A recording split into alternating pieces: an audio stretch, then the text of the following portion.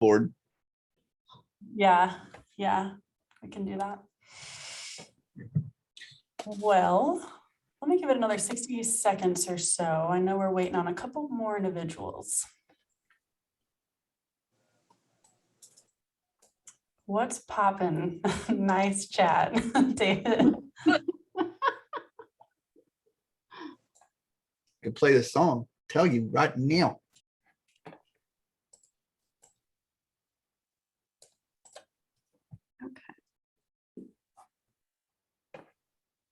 Here we go. We've got Lori Gardner coming in.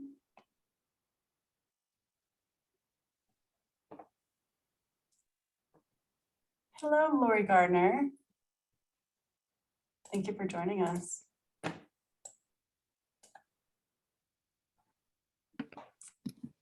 There she is. Did you make it home? Maybe? Oh, are you talking to me? Yeah. Oh, I did make it home last night. Sorry. Awesome. Welcome home. Welcome home. Thank you. And thanks for joining us. Yeah. Okay. What do you say? Ready to dive in? As people, if anyone else comes into the waiting room, we'll add them to our little group and we'll go from there. Does that sound good? Awesome. Well, I'm so excited all of you are here. Truly, I was saying, I had so much fun prepping for this, and it has truly just opened a whole new world for me. And I hope it does the same for you. And I think we'll have a lot of fun diving into this. It is a heavy topic, but there will be some light, fun, witty moments in here too, to make it a little more easy on us. So let me go ahead and share my screen.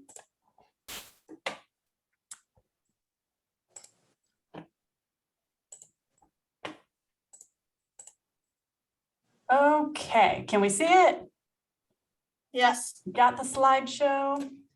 All right, let me open this up so I can see all of your beautiful little faces while I am presenting. I'm gonna scooch it right on over here. Beautiful. All right, toxic positivity. What's this all about? Why is optimism overrated? What's Paige got up her sleeve? This sounds really suspicious. So let's just go ahead and dive in. So, oops. Where's my clicker? There we go. All right, you can see the correct screen, right? You don't have the one that shows the next slide coming or anything like that. Awesome, good deal. Sometimes with the dual screens, that gets a little confusing for me. So look at this graphic. Got this person trying to hold the sunshine. It says trying to maintain a positive attitude, and then everything just kind of like crumbles at the end. Has anyone felt like this? Yes, me too. Oh, I'm gonna add a couple people in. Admit and admit. Awesome. Grace and Angie are joining us. Beautiful. So trying to maintain a positive attitude. Holy cow, if this is not my life. So I'm going to share a story with you. It was about 6 years ago. My BFF, my best friend Amy, came to me to inform me of her father's death. Her father had passed away. And to which I replied, I'm so sorry. Take this time to be grateful for all the amazing times you shared together. Oh my gosh, that was a terrible response, right? So she just kind of looked at me blankly and just kind of blinked. And I could tell that this like positive spin didn't really compute with her. And I knew that I had said something wrong, but I had no idea what else I possibly could say, right? And I wondered, why wasn't this working? And so I was confronted with many other situations and experiences like that over the next several years, decades. And I started noticing a pattern, right? And I realized that I was numb and shut off and dissociated from my own feelings, which is why I couldn't show up for anyone else. And I'll explain a little bit more as to how I evolved into that way. Positive on the outside, but so like hard and shut off on the inside. I was taught not to feel. And so I will say that this way of being got me into a decent amount of uncomfortable living, I guess you could say. So I was in an unfulfilling 10-year relationship. I was suffering a chronic health crisis. And I was desperately searching for any kind of purpose or passion or anything to find fulfillment in my life. And I kept thinking, man, all that stuff sucks, but look at all these wonderful things that are going right in my world, right? So just trying to like drown it in gratitude and positivity and like shaming myself and making myself wrong for experiencing unfulfillment or any emotion at all. So the medicine was in the work I was avoiding. I love that quote. So let's take it a step further. So here's a continuum, okay? In the middle, we've got healthy emotional regulation. And this is the goal of living. This is the goal for all of us. On one side, you see we've got cynicism, so pessimism, right? So negative mindset. Do you know people like this? You run into people that are just kind of just negative. They're grouchy. Everything's going wrong in their world. On the other end of the spectrum, we have toxic positivity, which is exactly what we're diving into tonight. So my parents were divorced when I was 4, and I had one parent on each end of this continuum, right? So my mom was super far right, toxic positivity. And she would say things like, you're being dramatic, quit complaining, right? Shake it off or go play. And on the other end, my dad is far left, more in the cynicism mentality. And he would jokingly, I would say, but really cynically say, okay, Mother Teresa, when I would come to him with a positive spin for any problem that he shared with me. So often he was so negative on his outlook and was having a hard time being received. So looking back, as I've been diving into this content, I'm realizing like, holy cow, how could a relationship between my parents even work with people on both ends of that spectrum, right? On the left, my dad is screaming to be felt and to be heard and to be understood. And my mom is dismissing and minimizing him and just saying, just get over it. No wonder why that didn't work out, right? That makes complete sense to me. And that was a huge light bulb moment. So I'm certainly not telling you all of this to bash either of them. They are wonderful, wonderful people. And they've been really, really great parents. And they simply taught me how they knew to be raised, how they were raised, what their parents taught them, and what their parents taught their parents. And so that's what we are crashing into today. We're crashing into this outdated way of thinking and this outdated way of being. Are you with me so far? Thumbs up, head nods, cool. So let's talk about our why. So why the heck are we going to focus on this end of the spectrum over here? Why are we going to talk about toxic positivity and really dive into that tonight? Just like I said, to crash into traditional and outdated thinking and processes. Positive thinking is bullshit. There, I said it. And I pulled a couple books off of my shelf to show you the old way, this traditional way of thinking. Now, I do like Joel Osteen, but I have a couple books on my shelf that just the title is toxic. Every day a Friday. So it's to live every day like it's a Friday, how we feel on Fridays, energized and happy, right? How to be happier 7 days a week. Now, I'll say I really did enjoy reading this book about a decade ago. But this is this toxic mentality that we are crashing into. Same with this one. I'm beating up on Joel tonight. The power of I am, 2 words that will change your life today. It's a great premise, right? And it's certainly part of it, but it's not everything. This alone will not change your life. Then I have like little flip calendars in my kitchen. Does anyone else like have these things that they peel off and just like keeps them focused? Well, this one was yesterday's. It says Sunday, August 8th. The more I do my affirmations, the better I feel and the better my life gets. Okay, I don't know about all of that. Even my own book You all, most of you know I wrote a book. I have not published this, mostly because much of what I've written several years ago, I don't agree with anymore. And there's a huge passage in there that says the power of positivity. And I read through it today and I was just like, oh my gosh, this is terrible. I can't believe I believed this. And I love myself where I'm at when I wrote this book. And I'm glad to have new awareness. So, to embody freedom, peace, connection, authenticity, confidence, and healing in reality. That is the goal behind all of this. Cool? Let's work through a couple of examples.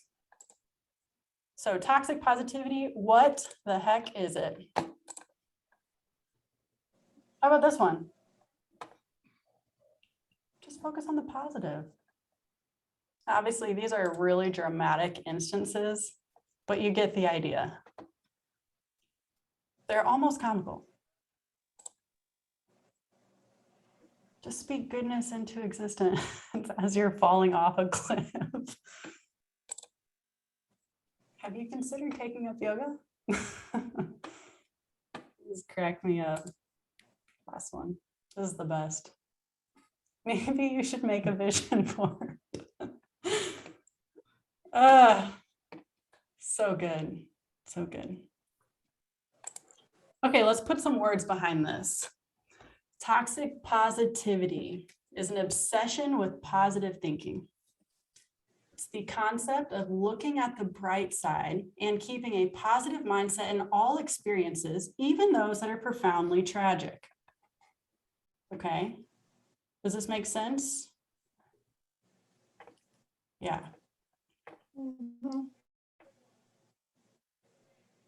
Even the ones that are profoundly tragic. So when Amy came to me and said, my dad passed away, and I smothered her with toxic positivity, thinking that I was going to support her with this beam of light, when really that's not what she needed in that moment.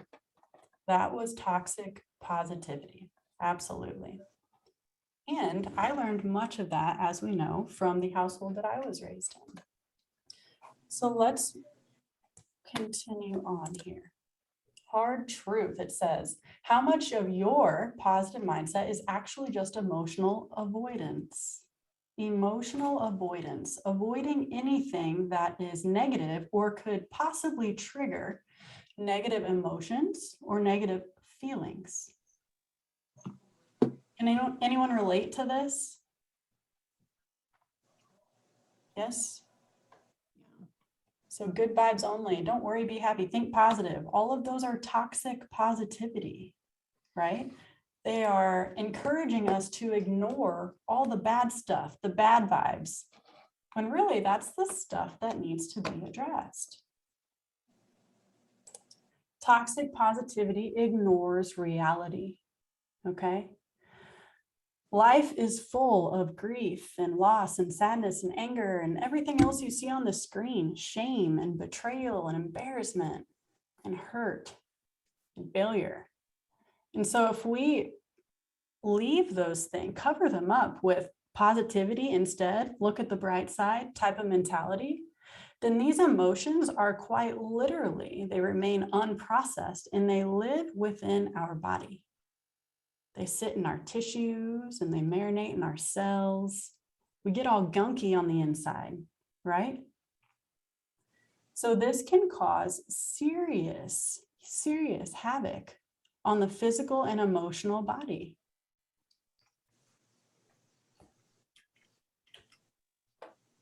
Hiding behind positive power phrases lacks empathy and compassion and is dismissive to thoughts, feelings, and emotions that we as humans were created to experience. We were created to experience these. We are human beings, right? To be and to feel and to live. Not human doings, just to keep go, go, go, go, go, next on the list. Oh, I'm kind of mad, but I'm gonna ignore it. I'm gonna move on and go find a sunny patch wherever. So when left unaddressed, unprocessed emotions and traumas can wreak havoc on our physical, mental, and emotional health, just like I said. So remember when I said I was in the thick of a health crisis? Yes. So I was taught to be unfazed when life got hard. And there were a lot of curveballs that life threw at me. The divorce of my parents, we moved multiple times. There was a variety of different abuse. So I quite literally have stored decades worth of trauma and unprocessed emotions in my body. So no wonder why I was experiencing such issues. I was taught to stomach it, right? To just stomach it, dust yourself off and move on. So when you think about stomaching it, it is how it sounds. It quite literally lives in your stomach. No wonder why I was experiencing food sensitivities, digestive disorders, anxiety, depression, heart palpitations, headaches, inflamed joints, low immune system. I was in my early 20s and I was a hot mess physically. Now I'll say that I am much better than I was then, and I am still very much so on that healing journey. And again, there was no amount of gratitude or positivity that I could drown myself in to cover up all of this work that I was avoiding. Can anyone relate to this? Stomaching traumas, and then you start to feel it. Oh, yeah. Yeah. And something that my grandma always used to say too, this just came to me, is you'll worry yourself sick, right? So worrying, and then not processing that could make yourself physically ill. I mean, that was a phrase because it happened. So we're going to take a little break here and journal. So I'd invite you to grab a pen and a paper and a journal or whatever. We're going to answer a few questions. Let me check the chat just to see what we've got in here. Yes, The Body Keeps the Score. I brought that too. The Body Keeps the Score is an amazing book that talks about how trauma and unhealed emotions lives in the body. And so it's a wonderful book. I've not read the entire thing yet, but I highly recommend it. I mean, this is science. This isn't make-believe stuff. We quite literally make ourselves ill based upon what we choose to process and not process.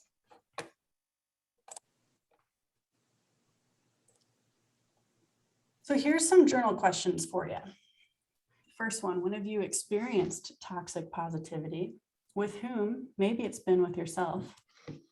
How did it make you feel? And where did you feel it in your body?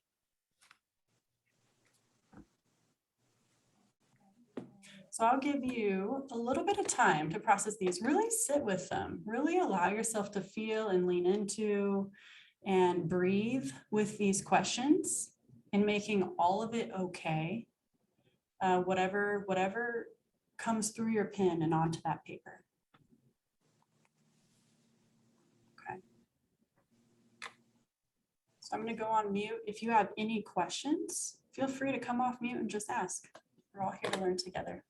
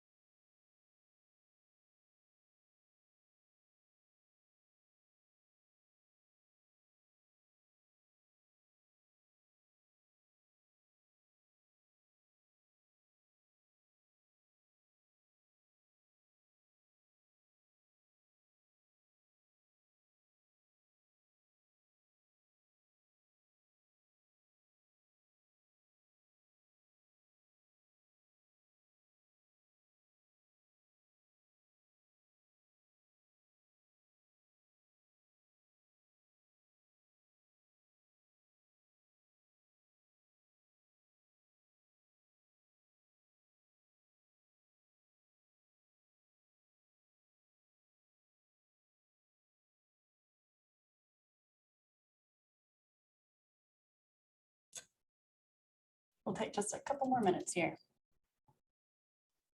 No rush, take your time. Let's sit with them.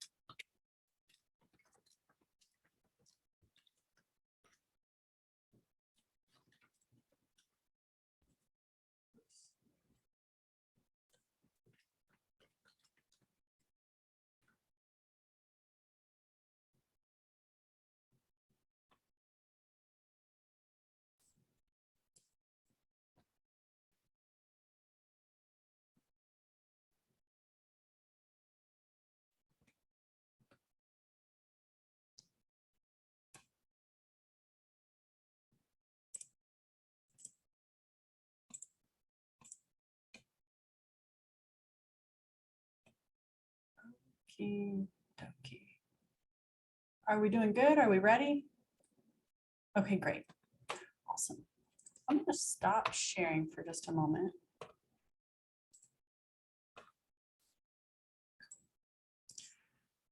Okay, so I would like to open the floor to do some group shares, whoever is open and willing to share, and we can have open discussion about either your journal prompts or any questions that you have thus far.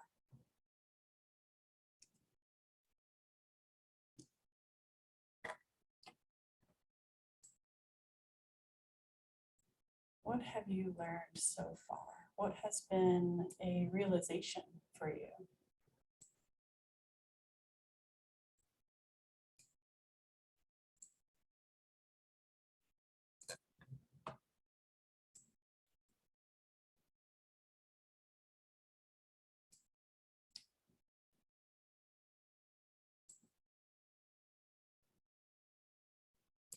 I will read something from Austin to get us started.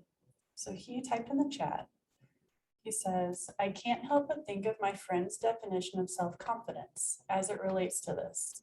She always says that self-confidence is the willingness to feel all emotions. So if you're always positive, that could lead to struggles with self-confidence. Does anyone have any thoughts in response to Austin's perspective?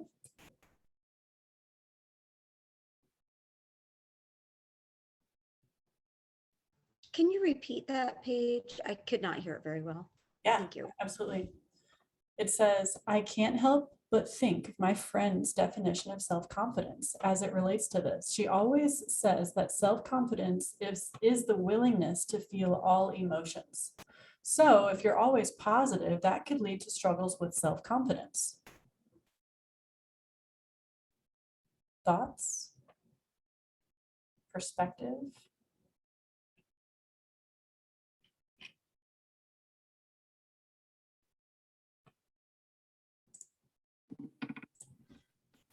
To me, it seems like people that are always positive are super self-confident, but I think it's covering up maybe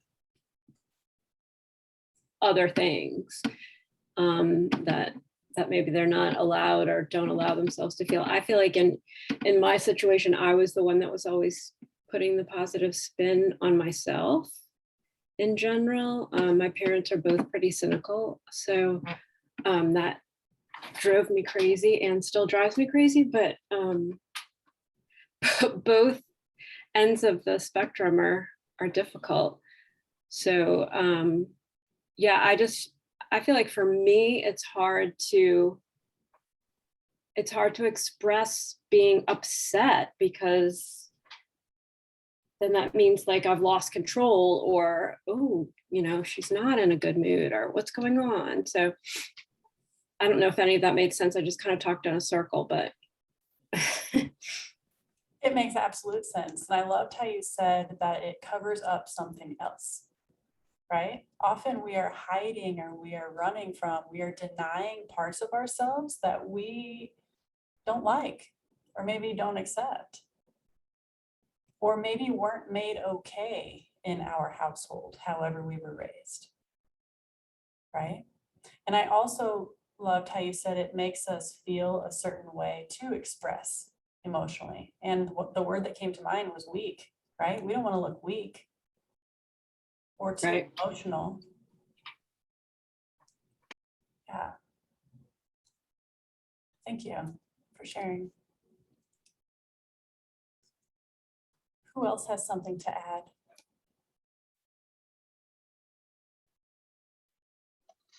You know, Craig was always very positive and very, like, that's how he spoke to everyone. And when he died the way he did, people couldn't believe it. And they're like, well, he was always so positive. He was always so this, he was always so that. And I'm like, he was covering, like, that was like exactly what you said. Like, he was covering his depression. He was covering, you know, the demons and stuff that he was going through. And so to overcome that, to make him feel normal, or make him feel, I think, normal, that's what he would do. He would portray this person on the outside a lot by doing that, like always very positive, always trying to make people feel good, like just that toxic positivity. Right, right. So we cover ourselves with masks and armor out of protection, right? Based upon the environments that we are raised in or who we are raised by, that becomes our protection mechanism, our trauma response. And what it's actually covering is who we are at a soul level. And we're in denial of who we are underneath all of the layers. Thank you for sharing, Chris. I can relate completely. When I was married to Noah's dad, he would always say, you know, not everything is positive. He said, he's like, I'm more of a realist. And I was like, well, you're kind of negative. But, you know, so it felt like we were on opposite ends. But I think that had a lot to do with being positive all the time, being passive aggressive. And I think when we become self-aware and we can admit that, and then we can start our growth, that's where the confidence, I think, comes in. Mm-hmm. Really like yeah. Really like had to say what his friend, Austin's friend, had to say. I mean, that makes sense to me. Mm-hmm. Yeah. Yeah, I agree completely. Thank you so much for such a beautiful share, Shauna. Who else?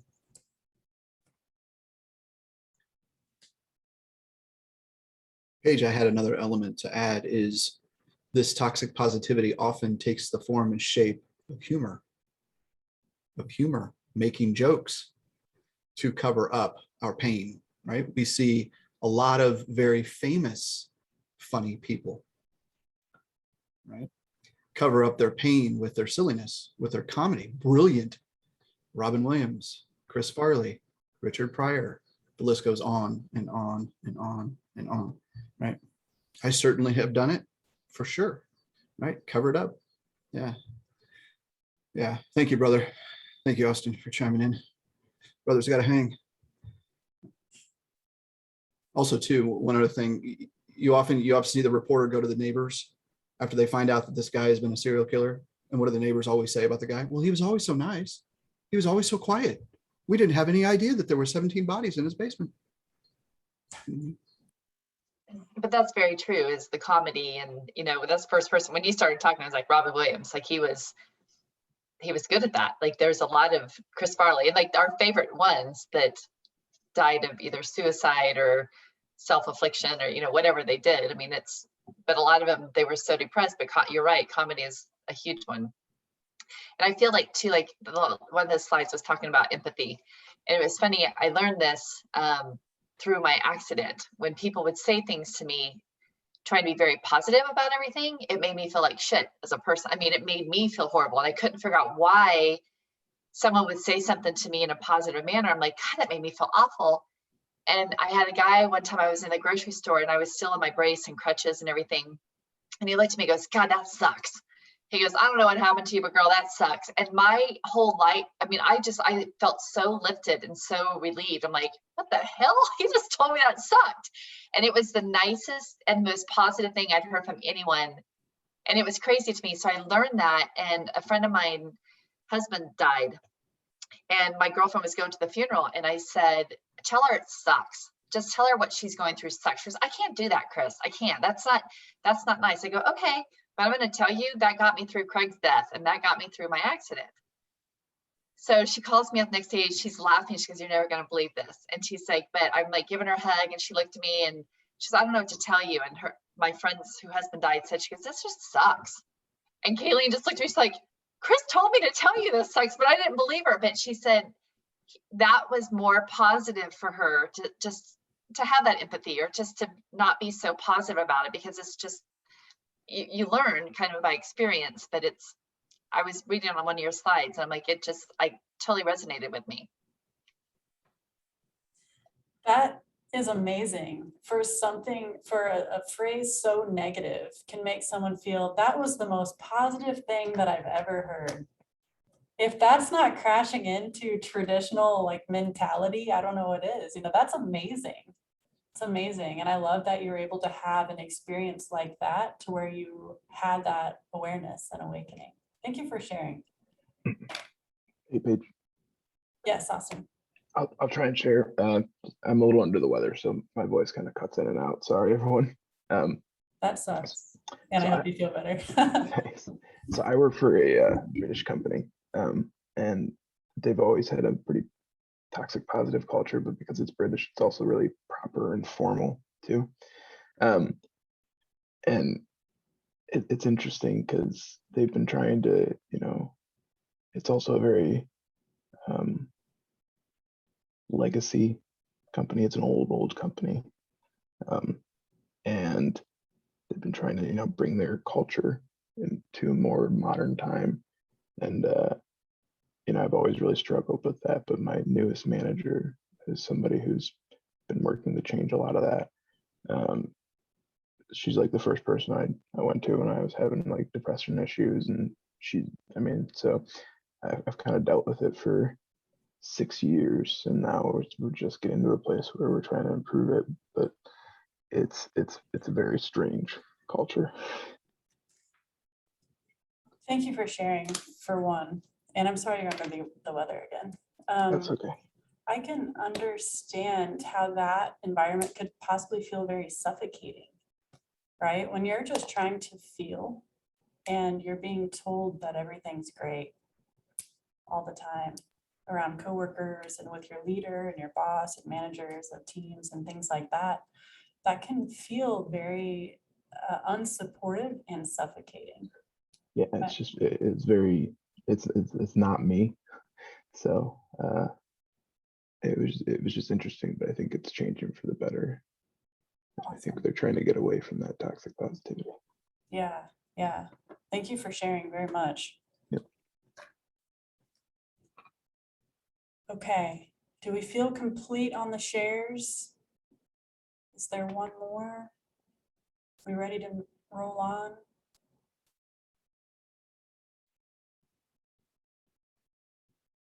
Going once. Actually, I have just a quick little something. I kind of stopped going to church a while back because it seemed like, well, I left one church, and then when I started to go back in, I would walk into church and everybody's like, hi, how are you? And I'm like, dude, like, get out of my face. Like, pretty happy person. I'm real friendly and all that kind of stuff. But when I would go into church, and it just felt really plastic and just not authentic. It wasn't real. It was just like really over the top. So I know in a lot of places, in a lot of churches and things that, when you were talking about Joel Osteen, I just can't do it. That's kind of what it feels like. It's just a little plasticky. So it's nice to step back and observe it from a different angle now. It's a really good share. And thank you so much, Shauna. And like going to like family functions, like family reunions, birthday parties, where you've got the whole gang there. And it seems like it has that elevated emotion where everyone's just got their, best manners, best face on, and it's overload positivity. I can relate to that. Absolutely. Amazing shares. Beautiful. Thank you so much for your engagement and for staying in that conversation with me. So let's jump back. Let's jump back in. Okay, you can see my screen, right? Okay, good. Okay, so introducing our solution. What the heck do we do with all this toxic positivity? I was prepping for prepping this PowerPoint yesterday, and I quite literally said out loud to myself, oh my gosh, all our globe really needs is a little validation. I thought, okay, here it goes on the slide. So that is where we are going next. So what the heck is validation, and how the heck is this going to help us in toxic positivity interactions? Validation is showing and accepting emotions for what they are, either those of our own or those emotions of others. So I'd like for you to close your eyes for just a minute and imagine, just imagine if we started showing and accepting emotions of ourselves and of others, how that could impact the globe. How that could start this ripple effect that trickles outwardly to partners and children, friends and family and social circles, co-worker circles, just a little bit of validation, acknowledging feelings. If there's one thing that we did and allowed that to create a wake behind us, how could that affect our globe? You can open your eyes. That's powerful. That's really, really powerful to think about it like that. And I just wanted to thank you and acknowledge all of you again for showing up, because this is where it starts. It starts right here with us all as individuals, and then taking it home into our social circles and spreading validation to them so they feel heard and seen and loved and understood, and they can heal. And then they feel better and they want to start healing their relationships and their social circles. And it just bleeds in all the right ways. So how do we get there? How do we get to that global healing and that global impact? And it starts with ourselves, right? So validation for ourselves and validation of others. Those are our two layers to this. So caring for ourselves is not about controlling our feelings. It's not about hiding them or pushing them down or ignoring them. It's about creating the safe space for them to be felt and expressed in real time. So as they happen. So if I'm experiencing frustration or betrayal or sadness or abandonment, rather than just ignoring it and choosing to just shove that away and ignore it, right? Running from it, acknowledging it in the moment, making it okay, supporting it, trying to understand it a little bit more. And then validation of others is accepting and supporting them in their reality, not ours. This is very difficult, and it can be done. Validation this is important. Validation does not mean that you agree with them. So an example of that is if someone is sharing with you all of the reasons why they think the sky is purple. The sky is purple. So you're sitting there and you're hearing them and you're validating them and you're acknowledging them and supporting them for this belief. Does that mean you agree with them? No, not necessarily.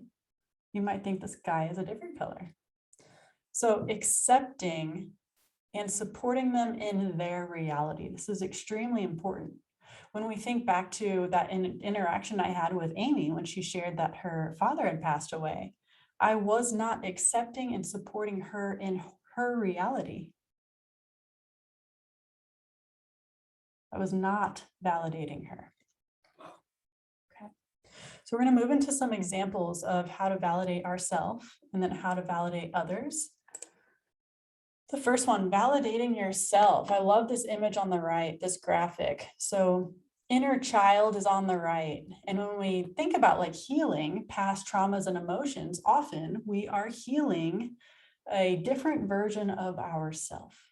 Okay. And this image says, I'm so sorry you went through all that scary stuff. You didn't deserve it. Does that sound like validation? Yeah. When I read that, it like takes the pressure off. I feel relief just reading that.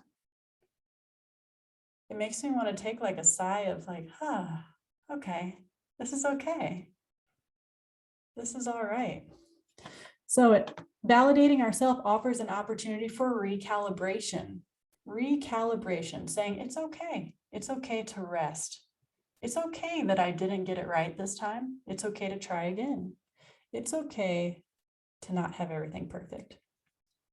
An opportunity to process. Honesty, being honest with ourselves, our feelings and emotions, super important, and healing, self-love, and safe expression. So a lot of really juicy gifts right there that come from making it okay. Making feelings okay. Okay. Let's talk about validation of others. So this graph, never give up. Toxic positivity. When really, sometimes giving up is the right way forward. Who can relate to that? I can completely. Completing relationships. Have you heard that? Yeah. So last year I completely 180'd my life. I had a huge wake-up call, completed that 10-year unfulfilling relationship, and that was okay. Sometimes giving up is the right way forward. It was easily the most empowering and loving decision and validating decision I could have ever made for myself. So when we validate others, it offers an opportunity for deeper connection, right? So we're building intimacy with friends and family and partners.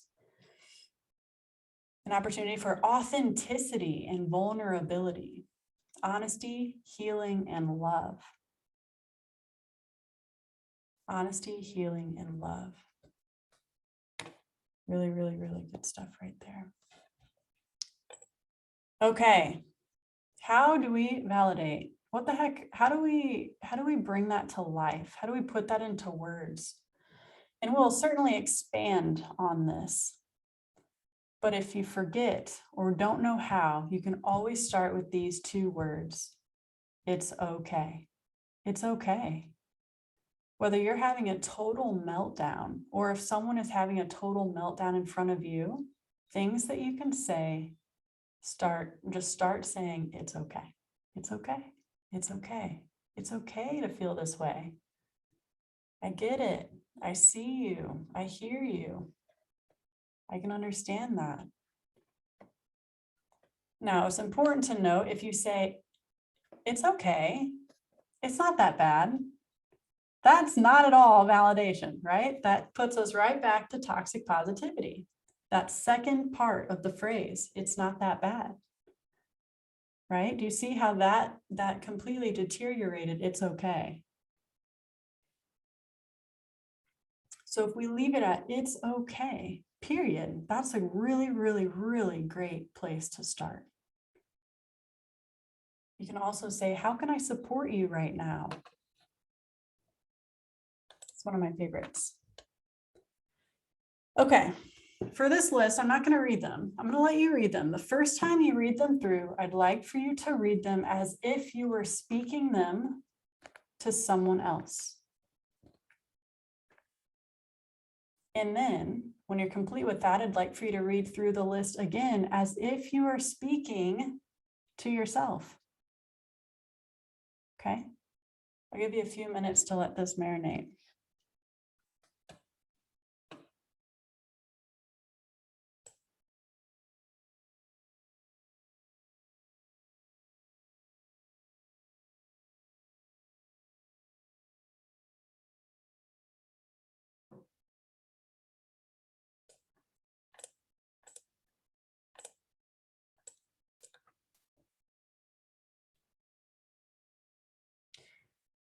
Do we feel a difference between the two columns? Yeah. So the first sentence, it's important to let it out. Validation. I love you through all your emotional states. Validation. You are resilient and your strength will get you through it. Validation, though this one's kind of on the cusp of toxic positivity in my brain. And that's okay. I won't pick that apart. You are not alone. Validation. It's okay to cry. Validation. Things are tough right now. Validation. So take a screenshot, take a picture of this if you'd like, hang it on your fridge. And if you forget any of those, because this is a new muscle we're trying to build, we're trying to strengthen right now, you can always come back to it's okay. Here's our continuum. Let's come back to this right now. So rather than being super far left in the cynicism and super far right in the toxic positivity, that's where we're migrating from right now. And we're working towards that healthy emotional regulation, that stability, and being able to process as we experience emotions and feelings. So saying things like all feelings are allowed, or embodying and embracing language like that. It's okay to let it out, dump it out. Sometimes that is the most healthy thing that you can do for yourself or to listen to someone else doing it. Offer, I hear you, I feel you, I get it. That sounds really hard. How can I support you? How can I support you?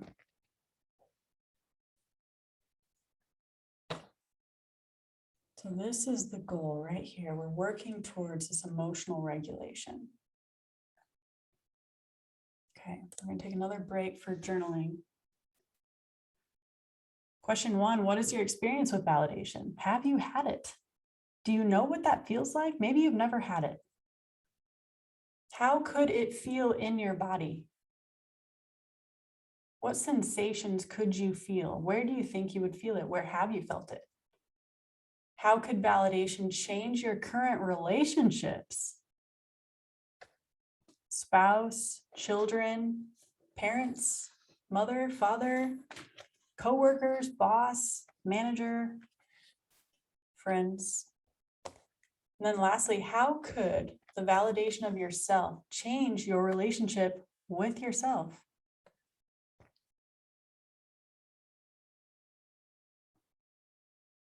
So don't rush through these.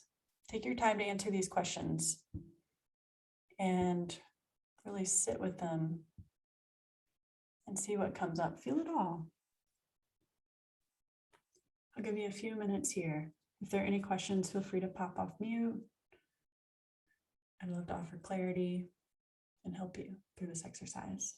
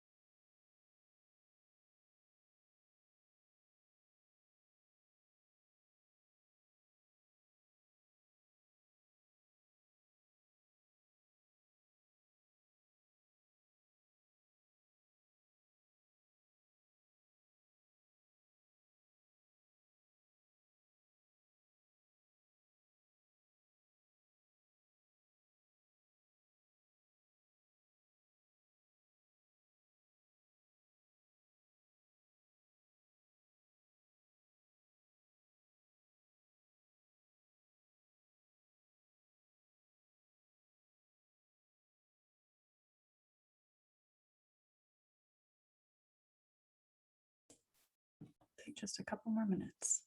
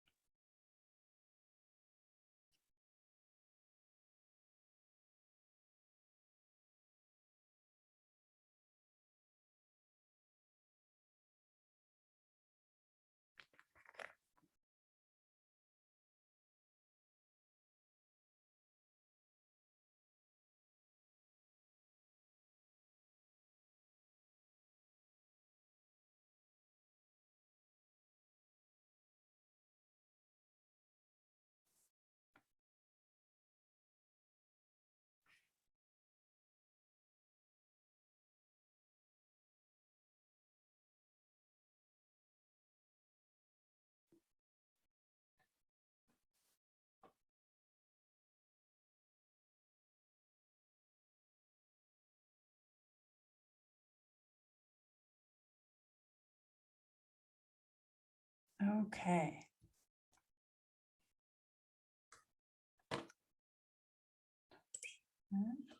All right.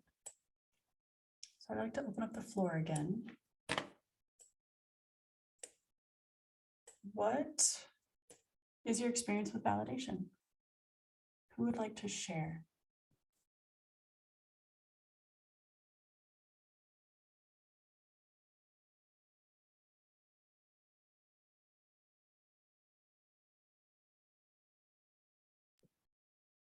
I think this may be obvious, but I feel like when people are suffering or going through something, they don't, at least I don't want people to make me feel better. I just want them to acknowledge that something shitty is going on with me, that I feel like, oh my God, you should feel bad.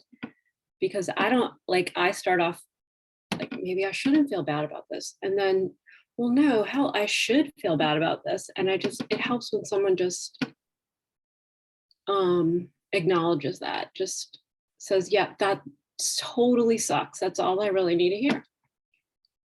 I don't need to be made to feel better. Yeah, absolutely. That's a really, really, really great point, Lori. Sitting with them in their pain. And that's it. That's the only task. That's the only outcome, right? Sitting with them, right? Just as you would want to be sat with when it's your turn. And just heard and listened to, just being there. And It's so, go ahead. It's the hardest though when it's your child, because you want to fix it, you know? So that's what I'm really, that's a hard learning curve, to try to just sit with it and hear it and acknowledge it instead of try to fix it. My parents were always fixers, like, well, let's do this, or let's figure out this. Like, no, I just want you to tell me that it stinks. Absolutely. And sometimes what we can do in that situation is just say that. Yeah. I don't need to be fixed. I don't want to be fixed. I just want to be heard. Yep. And finding the confidence to express ourselves in that moment, to say that and to ask for that. So I think it's important to note two ends of the spectrum there. So one, the people that are trying to lean in and help and turn things around, and then the other people that don't know how to respond and aren't giving you what you need. And often those people don't know how to respond to your negative emotions because they aren't responding to theirs. They don't know how to deal with those. I used to be one of them, and sometimes find myself in that place today. So it's important too to realize when we have one of those people sitting in front of us that it's not them being mean or not caring. They don't know how to take care of their own emotions to show up for you. That's on them. Thank you for sharing, Lori. I appreciate that.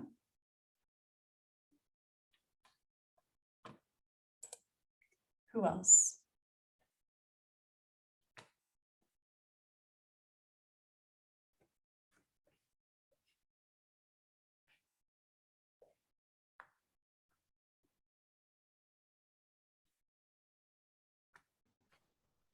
I don't know if my internet's stable. Is it back?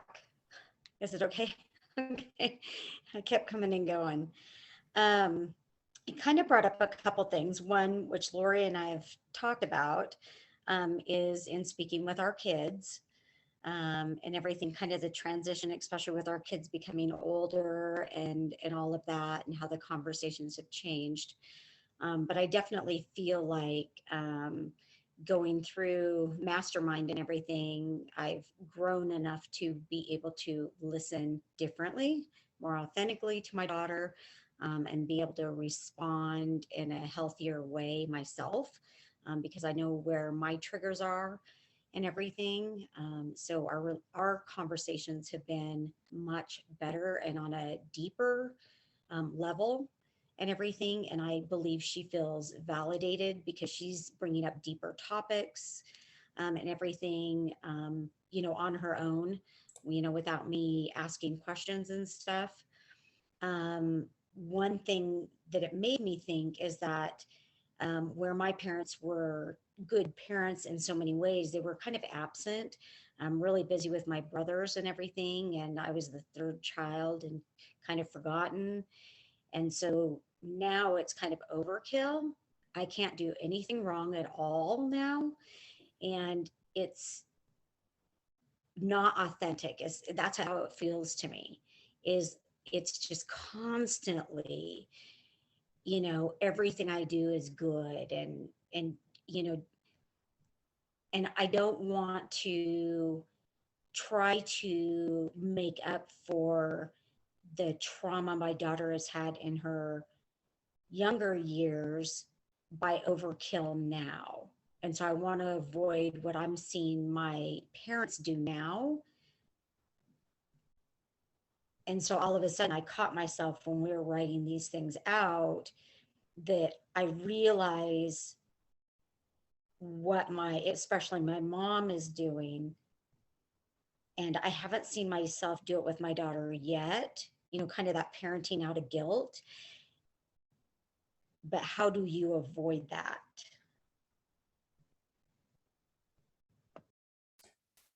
Are you asking how do you avoid the guilt of not?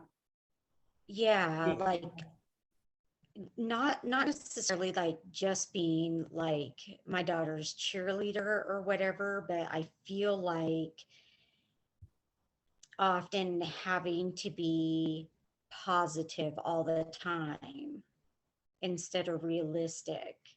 And I don't want to constantly act like everything she's doing is positive and everything is positive. Because I feel like that's what my parents do to me. Regardless of what I do, everything's positive. Mm-hmm. I think it's really cool that as you lean into validation, one, it's enhanced your relationship with your daughter, which is massive and amazing all across the board. But now it's really heightened your awareness to being able to see how your parents are, and you're identifying it and saying, wow, that doesn't even feel real. That feels so fake. And then acknowledging them kind of where they are, and then celebrating your awareness for where you have been, because they raised you, right? You were raised in that environment, and you quite literally have leaned in and turned around. You've retrained those patterns to enhance and deepen the intimacy and the connection with your daughter. So that's amazing. And I think it's finding that balance, right? Showering her with positivity as you so want to, and being realistic too. And so trying it on and seeing what feels best, what's received best. Having an open discussion with your daughter, I think, could be helpful too, to see how what she receives the most, what she needs. Thank you for sharing. It's really, really beautiful. Congratulations.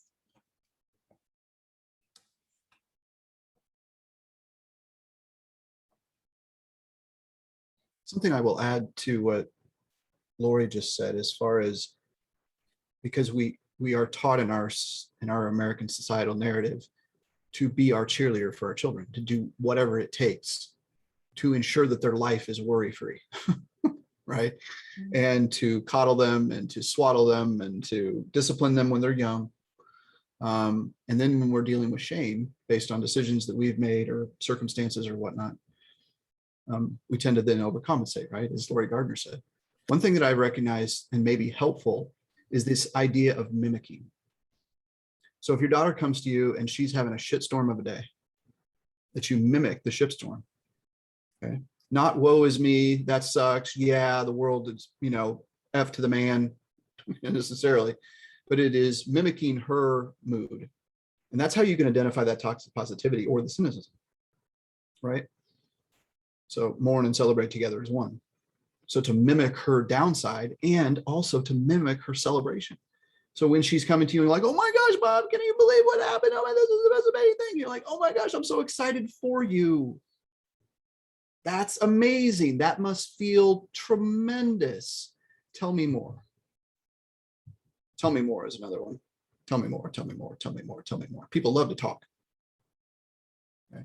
So perhaps something that can be helpful is the mimic, is to know, okay, when somebody comes in and is having a really bad day, mimic the bad day with the appropriate amount of love and compassion and empathy. And again, as Paige has been so brilliantly stating, just sit with them.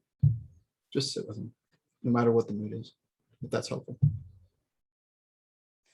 Super helpful. You beat me to the punch. Celebrate and mourn together as one of the guidelines of engagements at Daring Deeply. And I thought that fit perfectly. Thank you very much.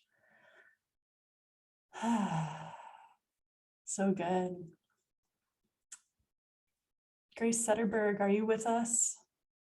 Do you have a share?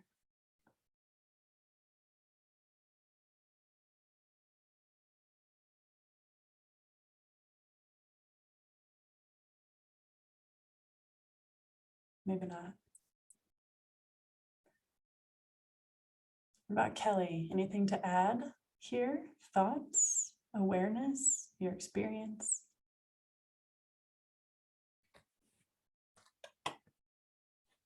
Oops, you might be muted. Let's see if I can help you.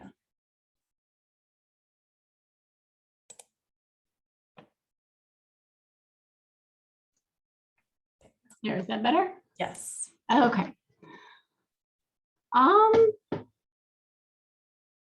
Validation is a tricky, it's a slippery slope for me. It's a new experience for me, both because I come from, similar background as you, where you had one parent that was one thing and one parent that was the other, but neither one of them ever validated me, so there was no voice. You were allowed to feel nothing. So in becoming in the first several relationships, romantic relationships that I got involved in as growing up, so they were, I wasn't used to being validated, nor did I know how to give validation, real validation in return. So it was a lot of cheerleading, and it was a lot of kind of almost scripted cheerleading that I'd made up in my head. Well, how should this sound? What should I say? What, but it having nothing really authentic underneath it. So I don't know, it wasn't until my mid 30s in finding a really good therapist who just shockingly listened to what I had to say. My voice mattered, and she validated, so those first tastes of validation were just like, what is that? Like, I don't even know what this language is that you speak. And so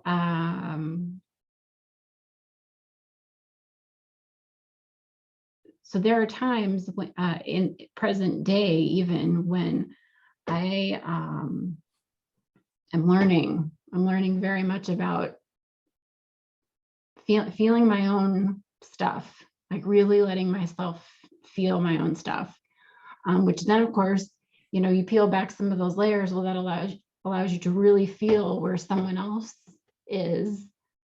Then it's like, oh, what's my response to that? How, you know, and so I'm still very much in the, you know, because it's that, oh yeah, I've way down under all of these layers. I do have a voice that feels really bad for you. And in this moment, I have no idea what to say to you about that other than I'm so sorry, you know, so you know what I'm saying? So, so I'm still learning. I mean, my husband and I, he was one of the first, you know, we've, I guess, been together almost 12 years and married about 6.5. And although we're 50 this year, but we've known each other since we were 8. So, you know, all the way back through school. So he's one of the first people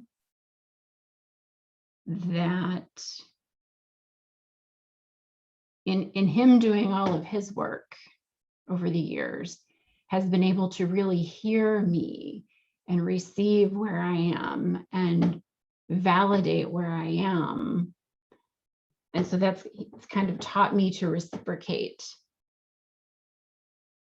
So but I still have a very hard time validating myself because there's still that question.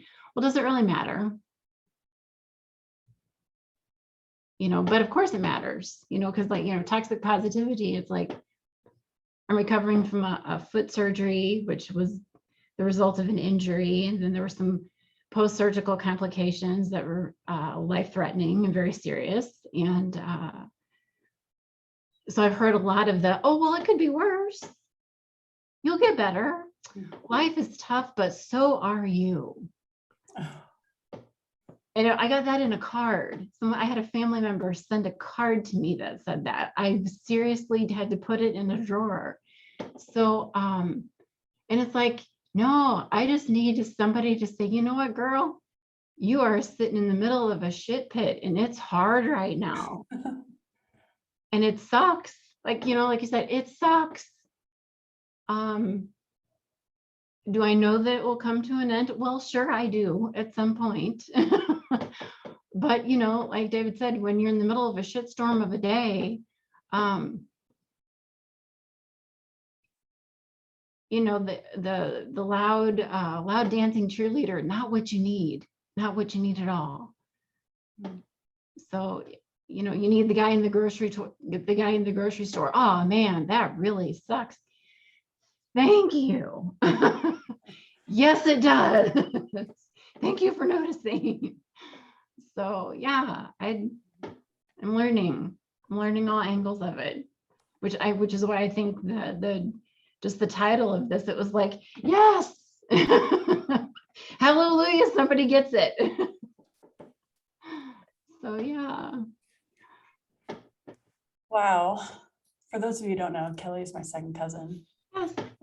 And I can relate to every last breath that you just spoke there. So thank you for sharing it on behalf of both of us. And I'm with you. I support you and I hear you. And there was a time when I was in the grocery store picking out cards for like, I'm sorry if you're lost or feel better or sympathy cards, that I went home and I Googled like what to write in these cards because I had no idea what to say.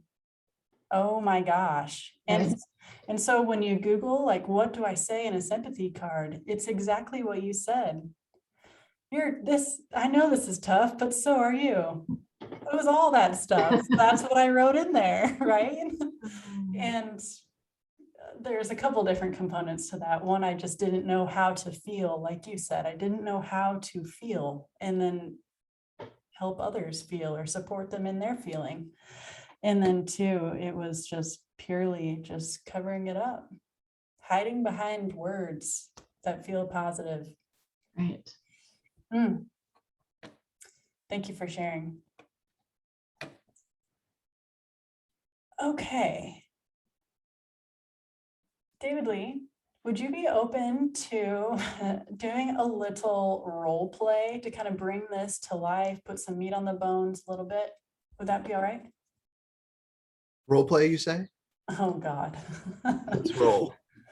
Let's Okay. let's roll, baby. Let's roll. Okay, so I'm just going to complain to you. Bring it. And we will bring this to life a little bit, what validation looks like in real life. Oh my gosh, David Lee, I had the worst day. I was driving to work. I had to slam on my brakes. There was a huge traffic jam. My purse dumped out all over the inside of my car. The person behind me ended up rear-ending me. I spilled coffee all over my favorite blouse. And I was giving a presentation at 10 a.m. and I had coffee all over my blouse.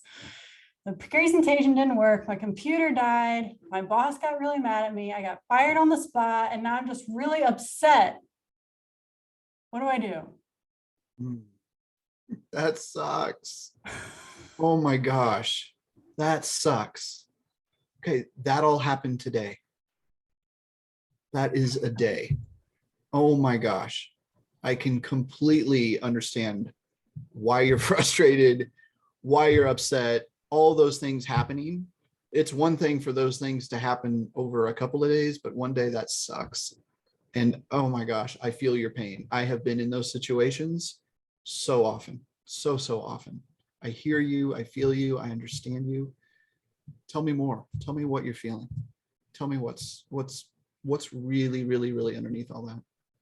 Well, I really just feel like a failure. I feel like a failure. I lost my job. I forgot my computer charger, and that was just a really dumb mistake. And I'm just not good enough. I just don't trust myself sometimes. I don't remember anything.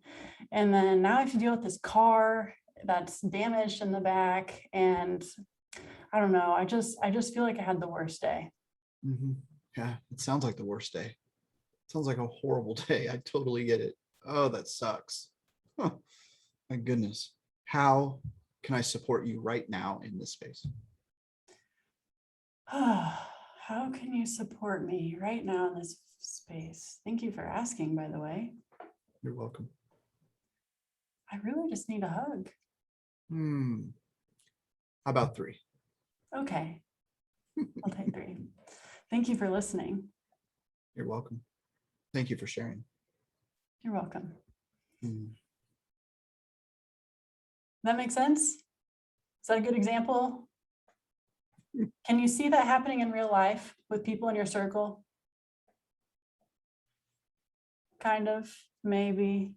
I'm seeing some slow nods. That was a lot. It was a lot. That was a lot. I would have just stared at you like, are you kidding me? I might have started laughing. I'm sorry. I was trying not to. Of course, the man in me was like, okay, what's the estimate for the car? Because we figured that. Yeah. And obviously exaggeratory. But how often have you been in those situations? Either one side or the other. And you're like, I don't even know what to say. I have no idea what to say. So again, where do I start? Where do I start? Right. So another one, powerful. It's okay. Or memorize the how can I support you? You will always get some sort of answer.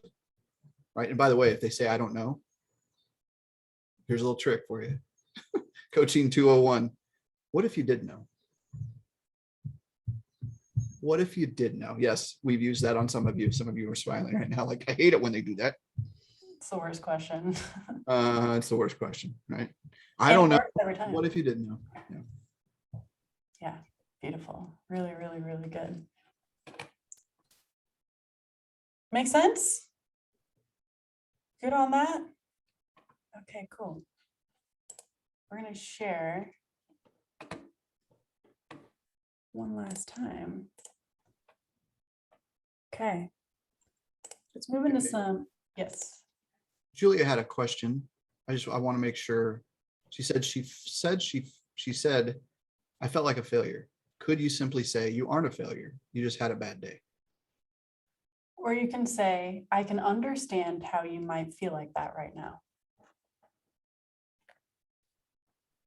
I can understand how you might feel like that right now.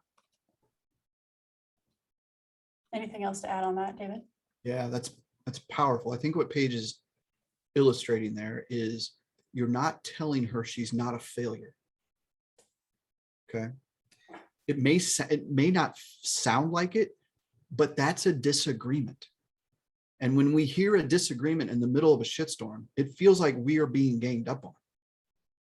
Right now, it feels a little bit like, oh, well, she's telling me I'm not, but I feel like it. So a better response, a more aligned response, exactly what Paige just said. I can understand how you feel that way. And then as you go deeper and deeper and deeper and deeper and deeper, right? Ultimately, they're not. It was just a shitty day. Mhm. I would agree completely. Just reading the words, you aren't a failure, that little phrase feels invalidating to me. Just like David said, we have a difference, right? Now we're misaligned. I believe I'm a failure and you believe I'm not. How's this going to work out? I'm not seen and I'm not heard. Right? So kind of meeting that person where they're at by saying, I can understand how you might feel that way right now. Even though we know and they know that they're not a failure, but in this moment, they don't know that. And acknowledging that. Really great question. Thank you so much. Beautiful. Thank you for the input, David. Takeaways and action. Action is our favorite at Daring Deeply. What is it? The antidote to anxiety is action. It's one of our guidelines here. The antidote to anxiety is action. There's a kitty. Okay, so our takeaways. It starts with you, validating you first and foremost. We will never be able to validate anyone else if we first don't validate ourselves. I can promise you that. It won't work. Validate yourself and then validate others and allow that to be a ripple effect of healing in your social circles, especially for you. Toxic positivity ignores reality, and reality, as we know, can sometimes be brutal. That's just the way it is. So accepting reality for what it is and accepting for all of the feels that come with them to be felt. Make it okay to feel and express your entire range of emotions, all of them, every single one. And then find support. You don't have to do this alone. And I certainly don't recommend that. So finding people that speak this language, finding people that now that you have a different ear, right? You might hear validation differently. Find support in the people that are really good at validating you. And provide the validation that you need in those moments. Many of you are in our mastermind community. Lean on each other, and I know that you do, but finding support in them and validation in them. Normalize experiencing a range of emotions. It's okay if you don't feel happy and positive all the dang time. It's okay. If there's 2 words that you take away from this entire evening, it's okay. And lastly, others' inability to respond to your emotions does not mean that you are too emotional.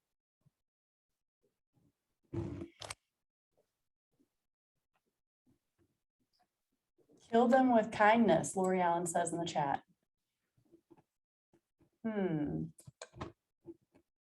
what context? I would have to sit on that one for a minute. So in an essence, I'm kind of thinking more like in my work situation. So I'm almost 99% of the time positive at work, which my work isn't a positive environment necessarily. And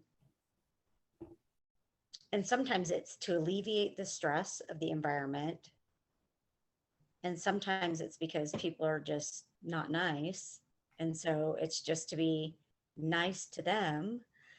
And it's definitely not authentic, but it makes it almost easier to be that positive, just to kind of get rid of them versus to play into their negativity. Got it. Okay. So what came to mind when I heard you speaking was the term negative Nancy's. And I'm really glad we don't have anyone named Nancy on this call. But negative Nancy, right? Oh, I think Lori Allen froze on us. Oh, she's back. And that's what I would identify people on the far left of that continuum in the cynicism, right? And so people like my dad, I want to show up for him. I want to validate him, even though he is such a buzzkill, right? And so that's where boundaries come into play. And I know that we have a workshop on boundaries coming up, I believe. But that's where boundaries, I would say, would apply when you are dealing with a cynicism, like a very cynical environment at work. I'm like you. It's easier to show up,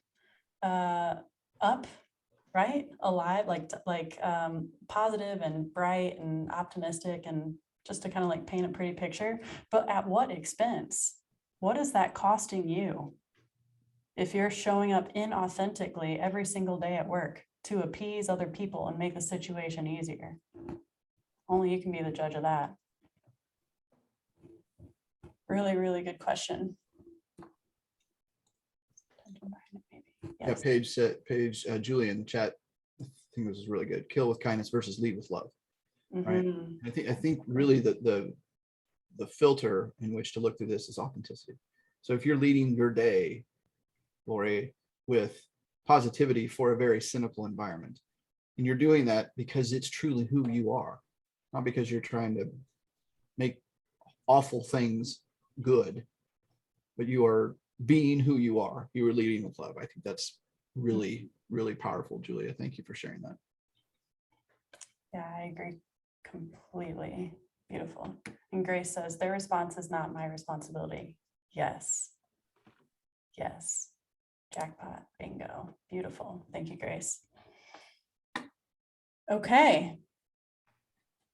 This concludes our toxic positivity workshop. We do have another workshop coming up next month, the masculine voyage decoding men with our very own David Lee. It's amazing. I've heard this content several times now, and I learn something new every single time. Understanding all of the men in our life, whether it's our father, it's a brother, it's our spouse, it's a coworker, a boss, a friend, whoever, understanding their journey and kind of getting into their brain a little bit is absolutely amazing. Anything to add on that, David? Yeah, thank you. What's powerful, and we typically love to find out steps and stages and where people fall. Like that's why we love personality tests and those things.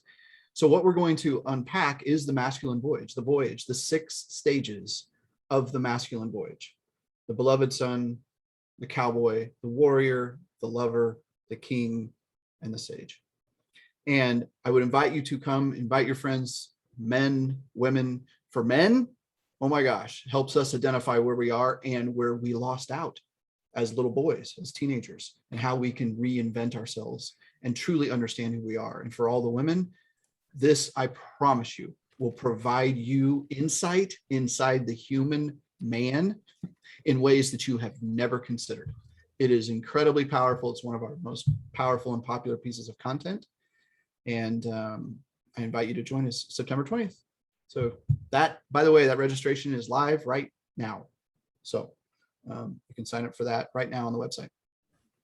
Thanks, Paige. Beautiful, wonderful, amazing. Any last minute questions before we jump off here?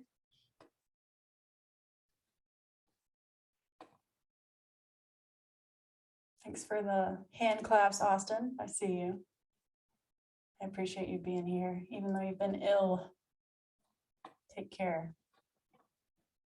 All right, if that's it, we'll go ahead and get off here so we can get to our evenings, all of us, and take this information and let it marinate, right? Come back to it tomorrow. Don't just shove this, close the book and put the book on a shelf. Let this be an active part of your world, right? Action is the antidote to anxiety. We just have to try it on. It's a muscle that we're trying to build and grow stronger in. That's how patterns get broken, and that's how transformation happens. Any questions, you know how to find us. We'll be talking to you very soon. I hope you all have a really great night. Bye. Bye, thank you. Thank you. You're welcome. Thank you.